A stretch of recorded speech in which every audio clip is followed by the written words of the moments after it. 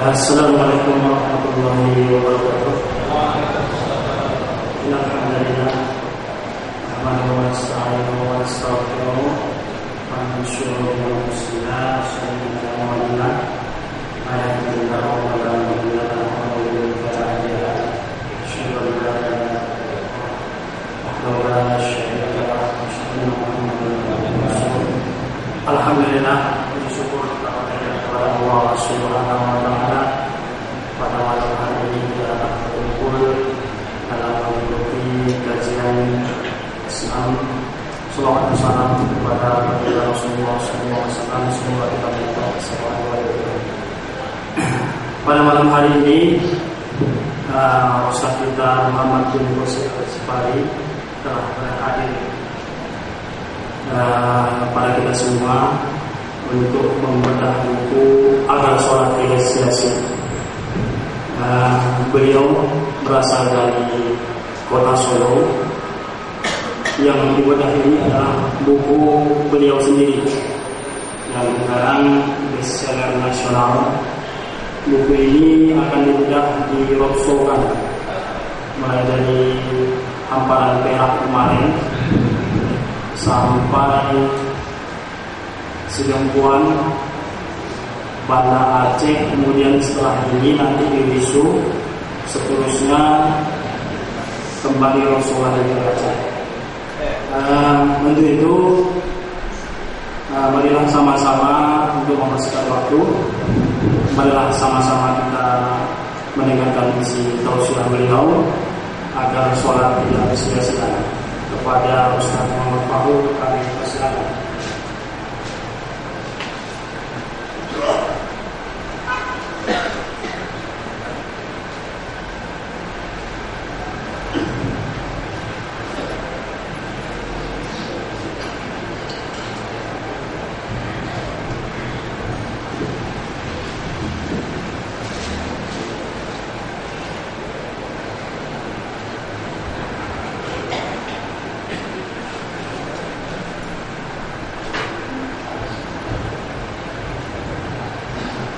Bismillahirrahmanirrahim. Assalamualaikum warahmatullahi wabarakatuh. Innal hamdalillah nahmaduhu wa nasta'inuhu wa nastaghfiruh wa na'udzu billahi min shururi anfusina wa min sayyi'ati a'malina. May yahdihillahu fala mudilla lahu wa may yudlil fala hadiya lahu. Asyhadu an la ilaha illallah wahdahu la syarika lahu wa asyhadu anna Muhammadan abduhu wa rasuluh. Allahumma shalli ala Muhammad wa ala alihi wa ashabihi wa man tabi'ahum bi ihsan ila yaumil qiyamah. Amma ba'd. Masuk muslimin, Bapak Ibu sekalian, alhamdulillah pada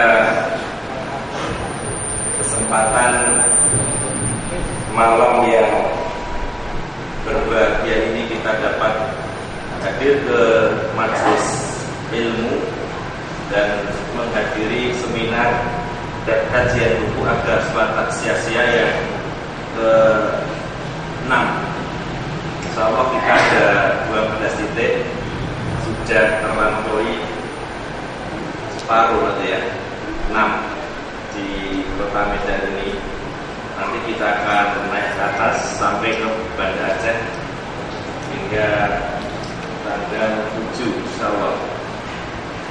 Kemudian hadirin sekalian, ini masuk di dalam tugas kita sebagai muslim, tugas kita sebagai dai, yaitu untuk taklim jahil wal irsyadud dhal, di mana kita memiliki kewajiban satu mengajari orang yang belum tahu, kemudian yang kedua adalah menunjukkan orang yang keliru. Kaitannya dalam hal ini adalah dalam masalah sholat. Kalau kita amati, ternyata masih banyak orang yang mengerjakan sholat, mendirikan sholat, tetapi keliru, ya, sholatnya masih keliru, masih beberapa kesalahan dilakukannya. Demikian pula yang sangat ironis sekali ketika mereka berbuat keliru, mereka tidak mau berusaha untuk mencari tahu, tidak mau berusaha untuk mencari tahu bagaimana yang benar, sehingga mereka melaksanakan kekeliruan yang sama. Nah, dalam tema sholat dari sekalian, saya sudah menulis beberapa buku juga. Ada 7. Ada sholat tak sia-sia, ada sholat A sampai Z. Jangan sholat sendirian, sukseskan sholat Anda. Berobat dengan sholat, ajaibnya sholat subuh. Dan ada yang rajin sholat, badan sehat, yang diterbitkan di Saudi Arabia. Nah, ini diterbitkan khusus untuk para tenaga kerja Indonesia. Kemudian juga beberapa sudah diterbitkan di Malaysia, di negara tetangga kita. Berupa dengan sholat, ada sholat sia-sia, dan ajaibnya sholat subuh. Ini tema sholat yang sudah diterbitkan di Malaysia, sehingga mudah-mudahan kita tidak ketinggalan. Karena di Malaysia di sini sudah tersebar, sudah ada yang terjual 20.000 dan sebagainya. Sehingga kalau kita di sini belum tahu, ya kita jangan sampai menjadi orang yang jauh dari peradaban. Karena tempatnya di kota, tapi ilmunya tidak berkembang. Ya. Baik. Kemudian ada 2 alasan sekalian mengapa buku ini ada pada sia-sia ini saya tulis. 1, ada hadis yang menyebutkan inna rajula la yusalli sittina sanatan.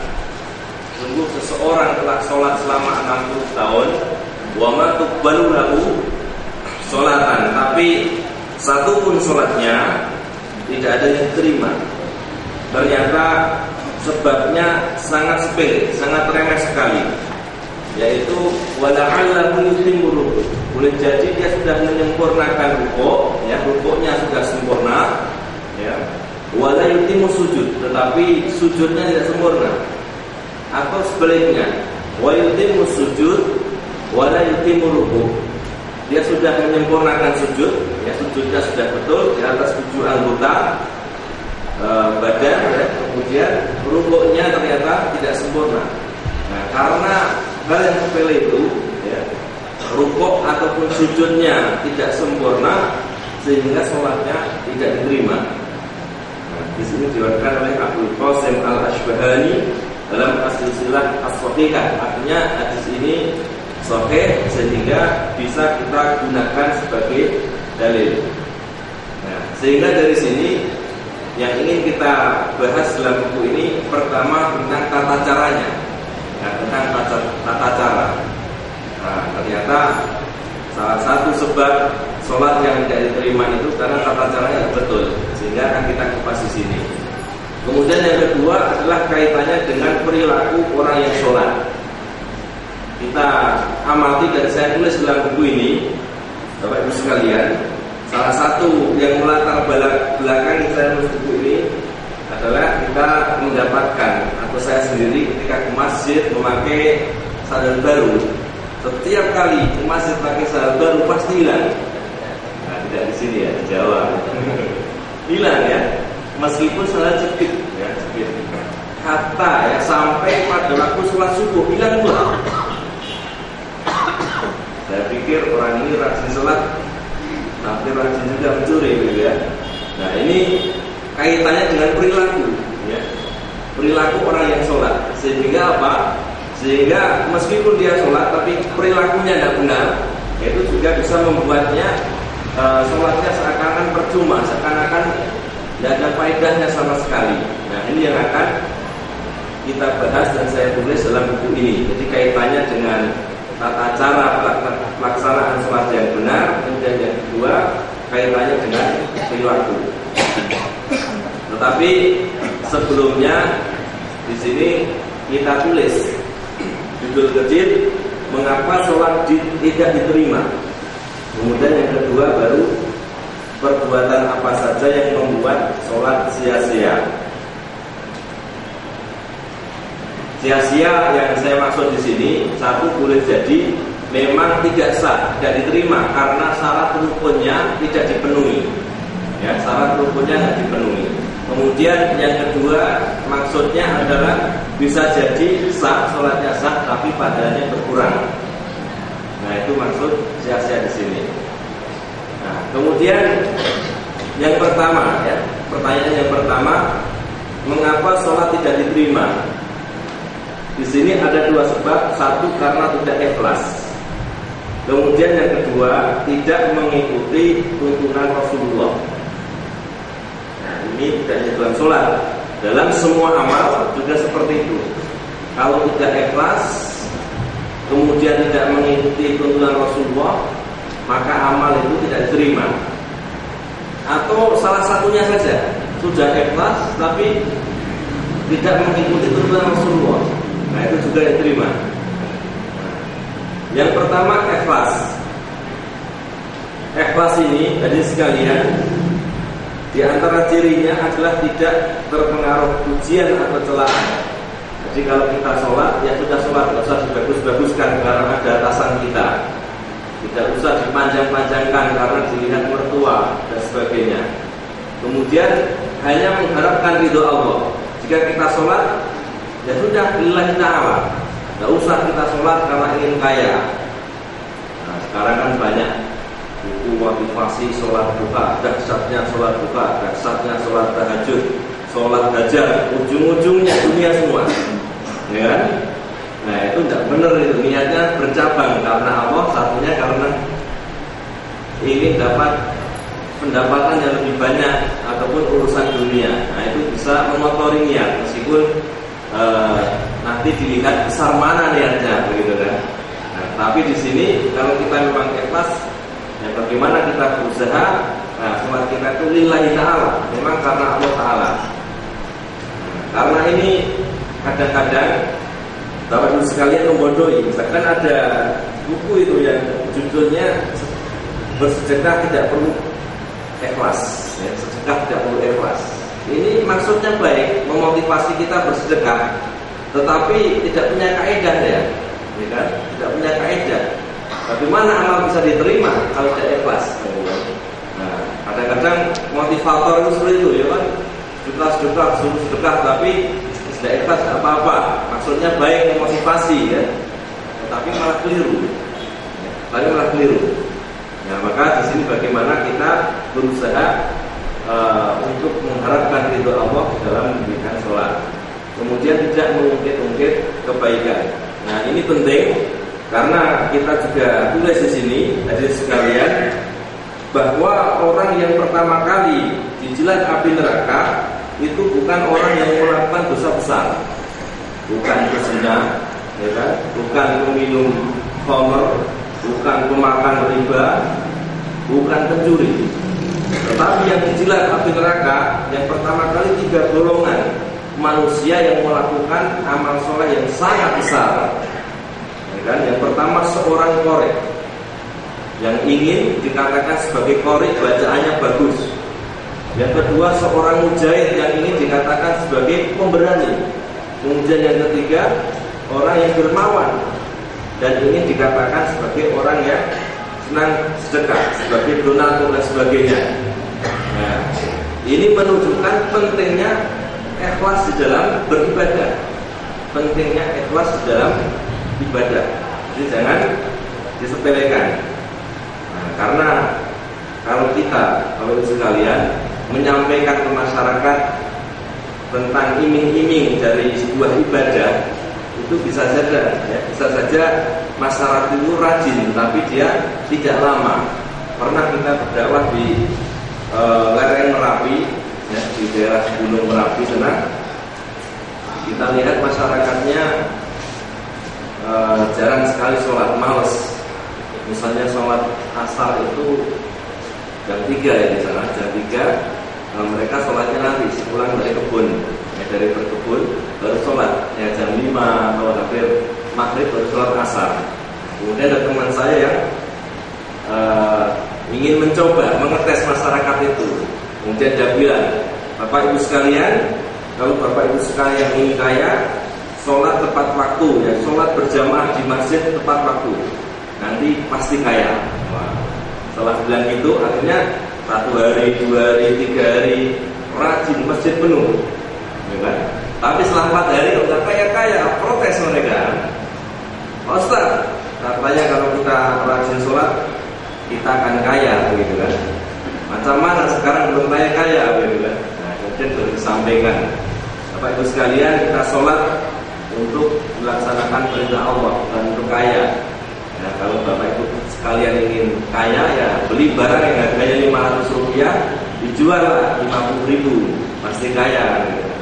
Nah, ini mengajari ya bahwa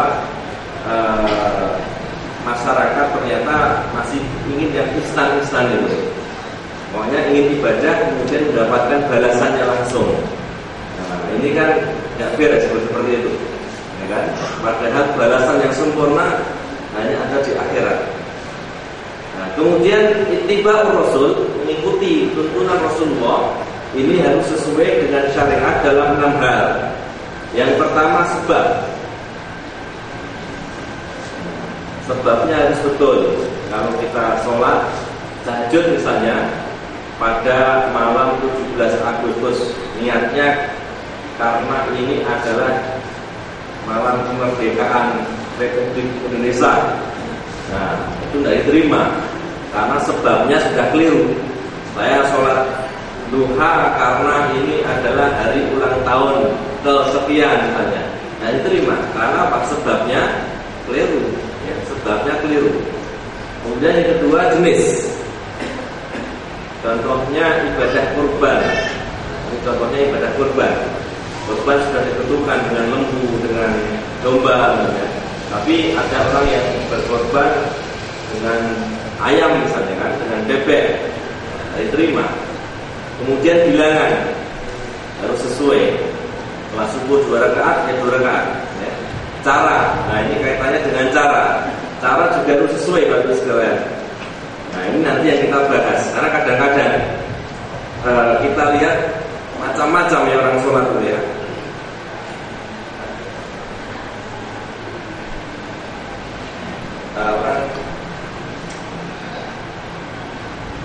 Orang sholat misalnya takbir aja macam-macam. Nah ini kaitannya dengan cara.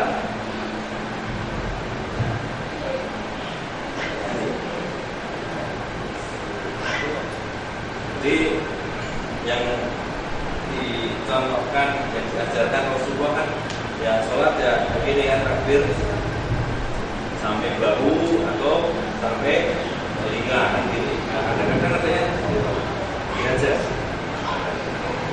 males kan, atau ada yang Allahu Akbar terlalu dia terus semangat Allahu Akbar, Akbar. Ada yang terlalu tinggi, Allahu Akbar. Nah, ini berarti apa? Mengurangi ittiba'ur Rasulnya. Kalau sampai parah bisa tidak diterima, ya kan? Sampai parah misalnya Allahu Akbar sambil gini, ya ini udah Allah gitu ya. Karena sudah jauh sekali dari ajaran Rasulullah.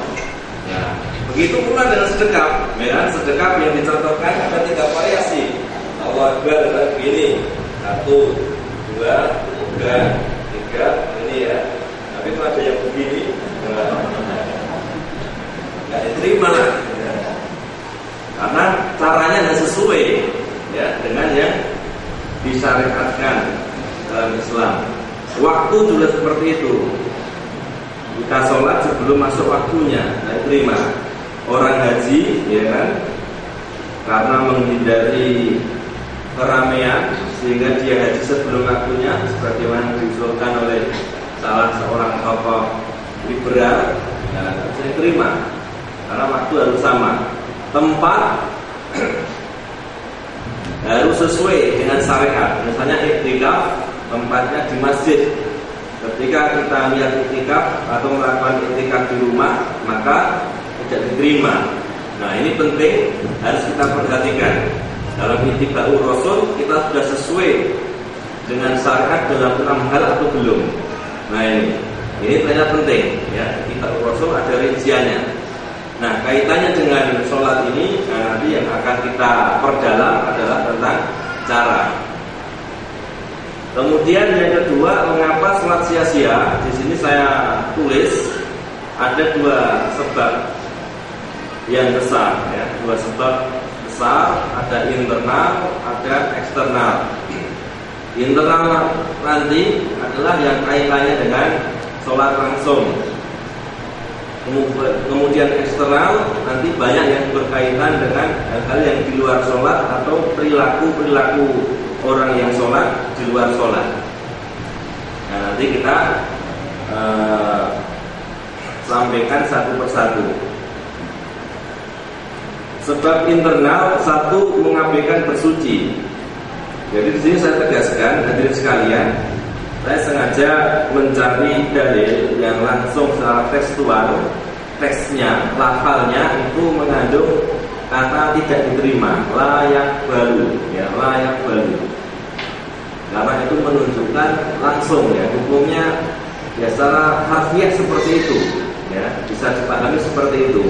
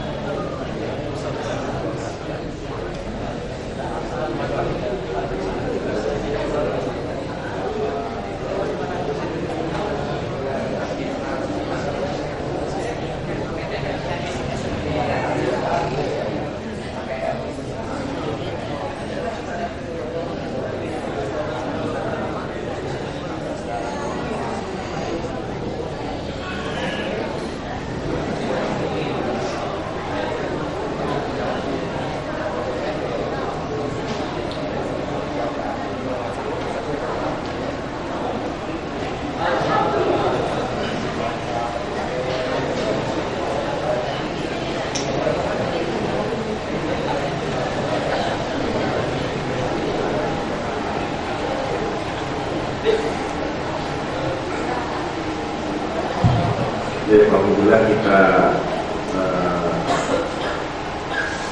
lanjutkan slide-nya.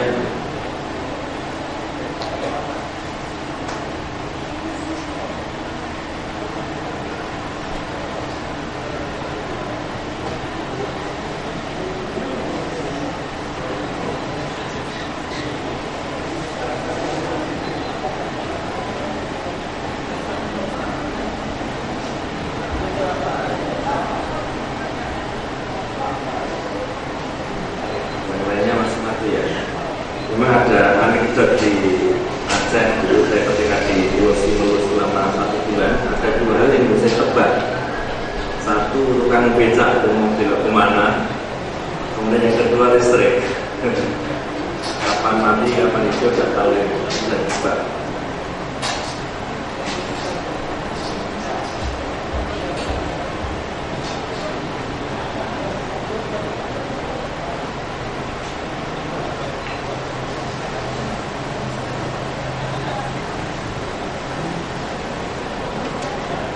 Baik, tadi kita sampai ke sebab internal yang pertama, yaitu mengambilkan bersuci. Layak balullahu sholatan bi ghairi tuhurin. Allah tidak menerima sholat tanpa bersuci.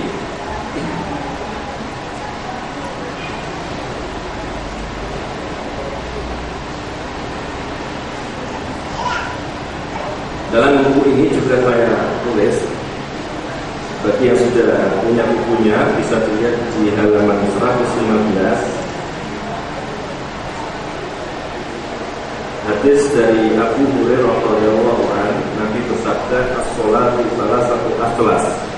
Sholat itu terdiri atas 3/3. Ada 3 inti dalam sholat. At-tuhuru sulusun, bersuci itu 1/3, waruku sulusun, ruku itu 1/3, wasujudu sulusun, sujud itu 1/3. Faman addaha bihaqqiha qubilat minhu wa qubila minhu sa'iru amalihi. Siapa yang menunaikan sholat sesuai haknya, maka sholatnya diterima dan terima pula seluruh amalnya. Wa man ruddat 'alaihi sholatuhu rudda 'alaihi sa'iru amalihi. Sebaliknya, siapa yang sholatnya ditolak, maka ditolak pula seluruh amalnya. Sehingga di sini ada hal penting yang perlu kita perhatikan dalam sholat. Yang pertama adalah taharah atau bersuci. Kalau kita memang sedang punya hadas kecil, ya, kita harus sucikan dengan berwudu. Kita sucikan hadasnya, kemudian berwudu. Kalau hadas besar, ya, misalnya bermimpi, ya, berwudu, kemudian suci dari haid maupun nifas, nah berarti dengan mandi. Nah ini penting sekali, karena kalau kita lihat di masyarakat, ya, banyak misalnya di pinggir jalan ataupun yang kelihatan saja, ya, banyak yang begitu kencing, ya, tidak bersuci, kemudian tidak beraktivitas kembali. Macam ini kalau dia langsung sholat, ya, nanti waktu sholat dia sholat, bagaimana dia terima? Kan gitu kan? Bagaimana dia terima? Nah, di celananya masih ada najis. Demikian pula kalau kita punya anak kecil, hendaknya berhati-hati. Hendaknya berhati-hati kalau memang kita susah untuk menghindari najis, air kencing anaknya, ya, anak kita, ya bagaimana kita punya pakaian, ya, pakaiannya tersendiri ketika ingin sholat, ya. Kadang-kadang ada yang tidak memperhatikan, ya, anaknya ngompol di celananya, apa nanti sholat lagi, padahal sudah umurnya di atas 2 tahun, ya, umurnya di atas 2 tahun, yang dianggap sebagai makfu, ya, najis yang dimaafkan, itu kan anak laki-laki umurnya di bawah 2 tahun belum makan apa-apa kecuali ASI. Nah itu diperciki saja. Tapi yang perempuan sudah najis, ya, laki-laki sudah dikasih makan, bubur dan sebagainya sudah najis. Nah kadang-kadang yang penting sebelum 2 tahun, ini keliru ini, ya, perlu kita luruskan. Nah, karena kalau sudah najis begitu nggak dibersihkan, ya tidak diterima. Kemudian tidak menyempurnakan wudhu.